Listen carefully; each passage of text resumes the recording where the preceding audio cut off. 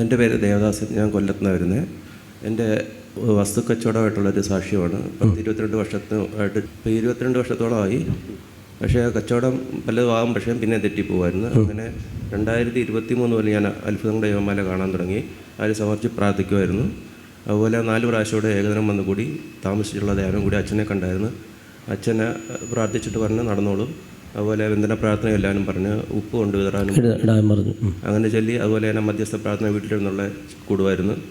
അങ്ങനെ കഴിഞ്ഞ സെപ്റ്റംബറിൽ അതിൻ്റെ ഒരു പോർഷൻ കച്ചവടമായതിൻ്റെ എന്ന് വെച്ചാൽ ജപ്തിയായി കിടക്കുമായിരുന്നു. അപ്പോൾ അത് ക്ലിയർ ആയിരുന്നു.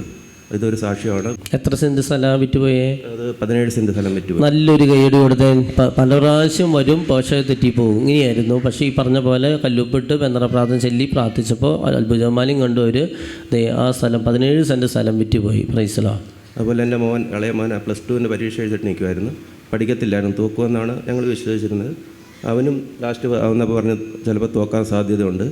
അപ്പോൾ ഞങ്ങളത് ചൊവ്വാഴ്ചത്തെ അത്ഭുതമാല സമർപ്പിച്ച് പ്രാർത്ഥിച്ച് കണ്ടിന്യൂ 2-3 ആഴ്ച അച്ഛൻ വിളിച്ച് പറഞ്ഞ പോലെ പേടിച്ചിരിക്കുന്ന കുട്ടികളെ തോക്കൊന്ന് പേടിച്ചിരിക്കുന്ന കുട്ടികൾ ജയിക്കുമെന്നുള്ളത്. അപ്പോൾ ഞങ്ങൾ വിശ്വസിച്ച് പ്രാർത്ഥിച്ച് അവനെ ജയിച്ച് 68% മാർക്ക് കിട്ടുകയും ചെയ്തു.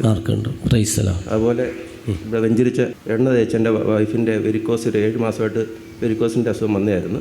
അത് തേച്ചതിന് ശേഷം അതുപോലെ കാലിന് മുട്ടിന് താഴോട്ട് എപ്പോഴും ചൊറിച്ചില്ല. അത് സന്ധ്യപ്രാർത്ഥനയ്ക്ക് ഇരിക്കുമ്പോഴായിരുന്നു. അതും ഇതുപോലെ എണ്ണ ഉപയോഗിച്ചതിനെ പറയും അതും മാറിക്കിട്ടി.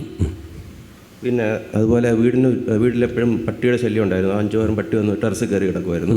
അതും ഉപ്പ് വിതറിയതിന് ശേഷം അതും പേടിയും മാറിക്കിട്ടി. ഇത്ര അനുഗ്രഹം നന്നായി ഈശോയ്ക്ക് നല്ലൊരു കൈയ്യടി കൊടുത്തോട്ടെ. എന്തോരം അനുഗ്രഹം ചേട്ടൻ എണ്ണി പറഞ്ഞത് കേട്ടോ. Praise the Lord.